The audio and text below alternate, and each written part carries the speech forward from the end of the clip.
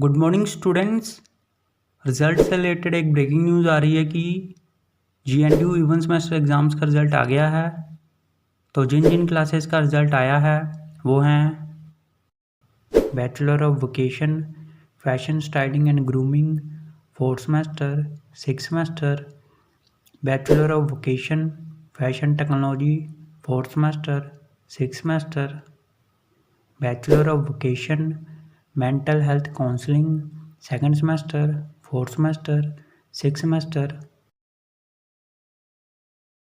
तो सभी students GNDU की ऑफिशियल वेबसाइट पर जाकर अपना अपना रिजल्ट चेक करें gnu.ac.in पर।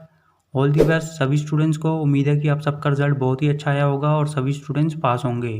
तो जैसे ही किसी और क्लास का या फिर किसी सेमेस्टर का रिजल्ट आता है तो हम आपको बता देंगे। तब तक इस वीडियो को लाइक कर दो, शेयर कर दो, चैनल सब्सक्राइब कर दो और बेल आइकन ज़रूर प्रेस कर देना। Thank you.